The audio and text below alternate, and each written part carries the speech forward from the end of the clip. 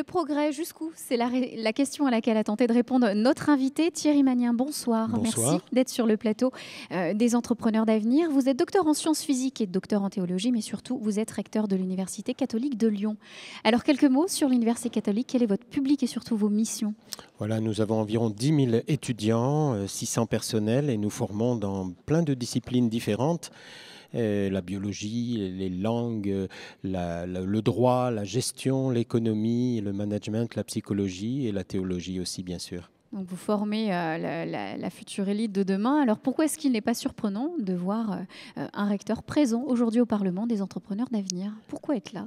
Eh bien, parce que nous formons justement de futurs cadres, en particulier de ces entreprises, et puis que nous travaillons, moi-même je suis donc physicien et théologien, et nous travaillons dans ces croisements entre acquérir des compétences scientifiques, technologiques, économiques fortes, et croiser avec ce que nous appelons les humanités, c'est-à-dire ce sens de l'homme, mais faire un véritable croisement entre les disciplines, ce qui est particulièrement important pour les questions d'éthique soulevées aujourd'hui. Alors, vous avez répondu aux organisateurs du Parlement en disant oui, j'accepte de prendre part aux tables rondes. Vous êtes intervenu sur la dernière table ronde de la journée, Le Progrès jusqu'où? Vous aviez à vos côtés Franck Debouc, directeur de l'École centrale de Lyon, également Laurent Alexandre, qui lui est chirurgien urologue, mais impliqué au quotidien dans la santé, surtout son entreprise DNA Vision. Surprenant cette table ronde, surprenant ces intervenants, quelle réponse vous avez pu apporter?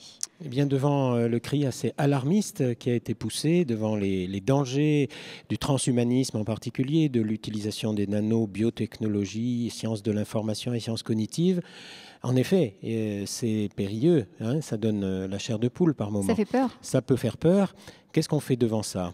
Nous, par exemple, modestement, nous essayons de répondre, et je l'ai donné comme exemple, de former des scientifiques, des biologistes en l'occurrence, qui soient au courant de toutes ces questions-là et qui viennent, au cours de leur formation, avec des philosophes, reprendre les questions d'éthique, les questions de sens de l'homme, les questions d'avenir, les questions finalement de recherche de bonheur, qui ne soient pas simplement résolues par de nouvelles technologies qui vont nous transformer et transformer nos fonctionnalités, mais qu'est-ce qui fait que socialement parlant, nous allons pouvoir nous déployer.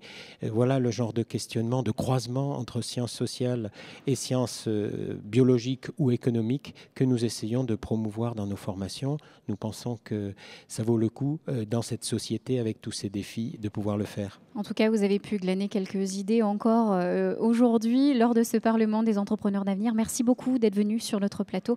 Je le rappelle, Thierry Magnin, vous êtes recteur de l'Université catholique de Lyon. Merci. Merci.